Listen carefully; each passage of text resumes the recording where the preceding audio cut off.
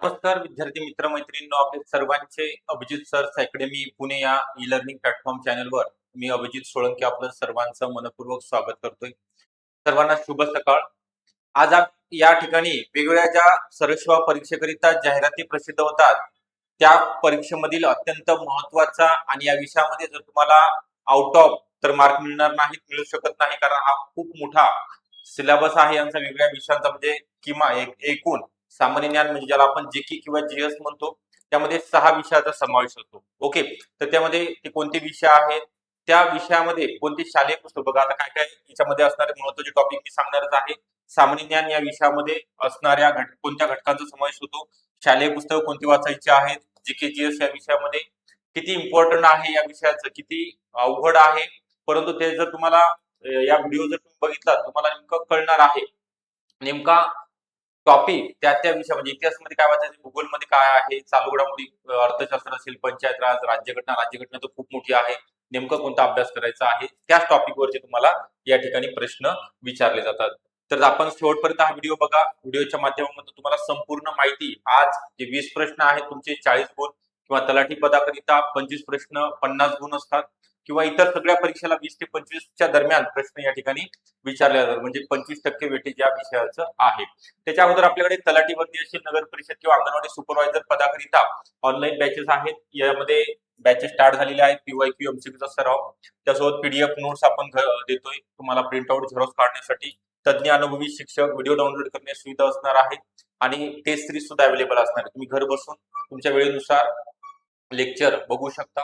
या बॅचला जॉईन होण्याकरिता 9823442263 हा नंबर आहे, किंवा 9823435060 या दोन पैकी कोणत्याही नंबरवरती कॉल करायचे, किंवा डिस्क्रिप्शन बॉक्स मध्ये ऍपची लिंक आहे, तिथनं सुद्धा तुम्हाला बॅच जॉईन करता येणार आहे. तर आपला जास्तीचा वेळ न घेता, जे आता अंगणवाडी सुपरवायझर सरळ सेवा म्हणजे जे रेग्युलर भरती असते, ग्रॅज्युएशन कंप्लीट अशा महिलांकरिता, जे अंतर्गत ग्रामीण आणि शहरी भागातील अंगणवाडी सेविका ज्या कार्यरत आहेत त्यांच्याकरिता डिपार्टमेंटल पदोन्नती एक्झाम असते, त्यांच्यामध्ये त्यांना सुद्धा 20 प्रश्न 40 गुण आहेत, आणि सरळ सेवा परीक्षामध्ये सुद्धा 20 प्रश्न 40 गुण.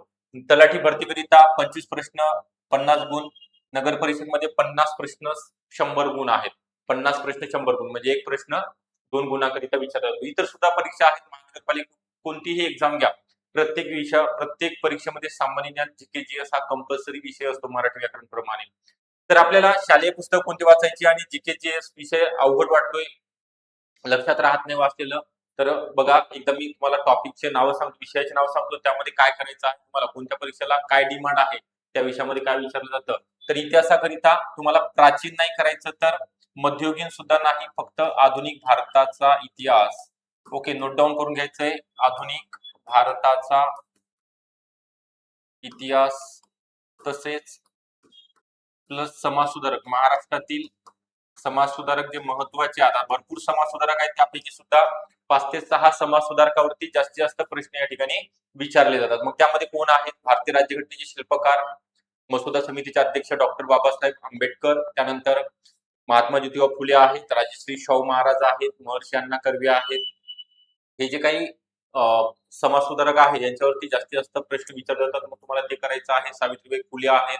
ओके, हे आपण करणार आहोत. आधुनिक भारताच्या इतिहासाकरिता 31 डिसेंबर 1600 पासून ते 1947 पर्यंतचा इतिहास तुम्हाला पूर्ण महाराष्ट्राचा इतिहास असेल, विशेषतः महाराष्ट्र, तिथं तसं नमूद केलेलं नसते, परंतु तुम्हाला त्यावरतीच प्रश्न विचारले जातात. विशेषतः महाराष्ट्र म्हणजे महाराष्ट्राच्या इतिहासाकरिता तुम्हाला शालेय पुस्तक कोणते आहेत मी ते नंतर सांगणार आहे या व्हिडिओच्या माध्यमातून. ओके, भूगोलाकरिता भारताचा भूगोल विचारत नाहीत, एखादा 2 प्रश्न जर विचारला तर बऱ्यापैकी भारताचा आणि भारताचा भूगोलासोबत विशेषतः महाराष्ट्राचा भूगोल. ओके, नदी प्रणाली असेल, खनिज संपत्ती आहे, वनसंपत्ती आहे, ऊर्जा साधने आहेत. ओके, पर्यटन, हेच तुम्हाला, आणि महाराष्ट्रातील विशेषांक, जिल्हा विशेषांक जे 36 जिल्हे आहेत त्यावरती प्रश्न या ठिकाणी विचारले जातात. म्हणजे हा सुद्धा तुम्हाला महाराष्ट्र भूगोलवरती जास्तीत जास्त प्रश्न असणार आहेत. त्यासोबत राज्यघटना, आता बघा राज्यघटना हा विषय, राज्यशास्त्र पॉलिटिकल सायन्स आपण म्हणतो त्याला, की खूप मोठा आहे, जेवढं वाचतात तेवढं कमी आहे, परंतु याच्यामध्ये सुद्धा पर्टिक्युलर जे विशिष्ट टॉपिक आहे, जसं की भारतीय राज्यघटनेचे ठळक वैशिष्ट्य, सरनामा म्हणजे काय, ते सरनामा तुम्हाला पाठ असणं गरजेचं आहे, मूलभूत हक्क, मूलभूत कर्तव्य, मार्गदर्शक तत्वे असतील, त्यानंतर राज्य विधिमंडळ म्हणजे विधानसभा काय, विधान परिषद, त्यानंतर उच्च न्यायालय, सर्वोच्च न्यायालय, कनिष्ठ न्यायालय असतील, राज्यपाल, राज्य आपल्या राज्यामधील महाधिवक्ता, कायदेशीर सल्लागार. मग वरती जर बघितलं संसदेमध्ये लोकसभा, राज्यसभा तुम्हाला थोडंफार त्याचे बेसिक इन्फॉर्मेशन असणं गरजेचं आहे. राष्ट्रपती, उपराष्ट्रपती, संसदेमध्ये कसं कामकाज चाललं जातं किंवा राष्ट्रपती आणि उपराष्ट्रपतीचे कार्य काय आहेत. ओके. आणि त्यांचा कायदेशीर सल्लागार देणारा महान्यायवादी असेल किंवा जे महत्वाचे कलम आहेत, घटनादुरुस्त्या जे झालेल्या आहेत, कलम आहेत 1 ते 51 पर्यंत तुम्हाला तोंडपाठ असणं गरजेचं आहे. त्यासोबतच पंचायत राज सुद्धा 1 ते 2 प्रश्न 73 आणि 73वी घटनादुरुस्तीमध्ये तुम्हाला ग्रामीण स्थानिक स्वराज्य संस्थेशी निगडीत आहे आणि 74वी शहरी स्थानिक स्वराज्य संस्थेशी. म्हणजे ग्रामपंचायत पासून ते तुम्हाला महानगरपालिका, कटक मंडळे, औद्योगिक मंडळापर्यंत हा सिलेबस कंप्लीट असणं गरजेचं आहे परीक्षेच्या दृष्टीने. त्यानंतर चालू घडामोडीसाठी आंतरराष्ट्रीयवरती कमी विचारले जातात, राष्ट्रीय आणि प्रादेशिक सर्व सेवा भरतीमध्ये जास्त भर दिला जातो. आणि किती महिन्यापूर्वीच्या करायच्या आहेत तर किमान 1 वर्षापूर्वीच्या परीक्षा कधी आहे तेव्हापासून. जर तुमची परीक्षा डिसेंबर असेल तर 1 जानेवारी 2026 ते 31 डिसेंबर पर्यंत 2026 पर्यंत पूर्ण चालू घडामोडी तुम्हाला तोंडपाठ असणं गरजेचं आहे. प्रादेशिक आणि राष्ट्रीय. प्रादेशिक म्हणजे आपल्या महाराष्ट्र स्तरावरचे राज्याचे आणि राष्ट्रीय म्हणजे पूर्ण राज्यामध्ये, पूर्ण भारतामधील. त्यानंतर सामान्य विज्ञानकरिता फक्त 5वी ते 10वीचे बुक रेफर करायचे आहेत. त्यामध्ये 1 ते 2 प्रश्न तुम्हाला विचारले जाणार आहेत. एकदम सोपे असतात. आणि अर्थशास्त्र, इकॉनॉमिक्स मध्ये सुद्धा खूप मोठा सिलेबस दिलेला आहे, परंतु त्यामध्ये सुद्धा भारतीय अर्थशास्त्राची वैशिष्ट्ये असतील, राष्ट्रीय उत्पन्न म्हणजे काय किंवा पंचवार्षिक योजना फेवरेट टॉपिक आहे त्यांचा, त्याच्यावरती प्रश्न हमखास विचारले जातात. ज्या 12 पंचवार्षिक योजना झालेल्या आहेत किंवा आता योजना पंचवार्षिक योजनेच्या ऐवजी आता नीती आयोगाला, नीती आयोगावरती प्रश्न विचारले जातात, त्यांचं स्ट्रक्चर. त्यासोबतच तुम्हाला बेरोजगारी म्हणजे काय किंवा गरिबी किंवा जागतिकीकरण जे मुखाच्या धोरण आहे 1991चं आपण आर्थिक धोरण म्हणतो, त्याच्यावरती प्रश्न या ठिकाणी अपेक्षित असतात. तर ते तुम्हाला बेसिक जे जे सांगितलेलं आहे किंवा एमडीजी असेल, एसडीजी असेल, म्हणजे एमडीजी मिलेनियल डेव्हलपमेंट गोल आहे, एसडीजी म्हणजे सस्टेनेबल डेव्हलपमेंट गोल. ह्या ज्या मूलभूत संकल्पना आहेत त्यामध्ये काय नवीन अपडेट आलेलं आहे ते तुम्हाला माहिती असणं गरजेचं आहे. किंवा जे नवीन नवीन इंडेक्स आहेत, मानवी विकास निर्देशांक आहे, लिंग असमानता निर्देशांक आहे, दारिद्र्य निर्देशांक आहे, या निर्देशांकाचे कोणकोणते इंडिकेटर्स आहेत ते तुम्हाला अर्थशास्त्र या विषयामध्ये माहिती असणं गरजेचं आहे. बघा आता मी पुढे तुम्हाला सांगतोय अर्थशास्त्र आणि राज्यघटनेकरिता 11वी आणि 12वी. ओके.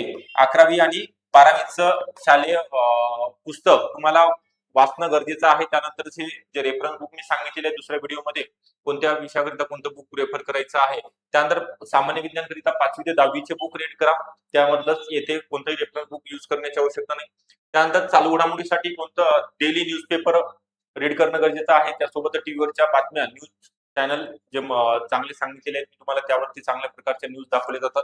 असे महाराष्ट्र भूगोलसाठी सुद्धा पहिल्यांदा 5वी ते 10वी तुम्ही कंप्लीट करा, बेसिक कन्सेप्ट क्लिअर करा, त्यानंतर तुम्हाला नोट्स वाचायचे आहेत. आणि इतिहासाकरिता 5वी, 8वी आणि 11वी. बघा प्राचीन आणि मध्ययुगीन नाही तर तुम्हाला आधुनिक भारताचा इतिहास आणि विशेषतः महाराष्ट्र इतिहासासाठी जुने स्टेट बोर्डचं बुक आहे 11वी इतिहासाचं. ओके. 5वी, 8वी आणि 11वी इतिहासाचं बुक तुम्ही रेफर या ठिकाणी करायचं आहे. 1, 2, 3, 4, 5, 6 एकूण मी सुरुवातीला सांगितलं की सामान्य ज्ञान जीकेजीएस मध्ये 6 विषयाचा समावेश आहे आणि 6 विषय तुम्हाला 20 प्रश्न 2 गुण असतात एका प्रश्नाला, 40 गुण मिळून देणार आहेत. तर 40 पैकी किमान आपले 30 प्रश्न 30 गुण या ठिकाणी बरोबर आले पाहिजेत. 30 गुण जर तुमचे बरोबर येत असतील तर तुम्हाला या ठिकाणी परीक्षेमध्ये अंतिम गुणोत्तर यादीमध्ये तुम्ही 100% येणार आहात. ओके. ही संपूर्ण माहिती तुम्हाला मी दिलेली आहे. त्यासोबतच कोणकोणते विषय आहेत सांगितलेलं आहे. बऱ्यापैकी तुमचे कन्सेप्ट क्लिअर झाले असतील, काय वाचायचं स्क्रीनशॉट सुद्धा तुम्ही काढून घेऊ शकता.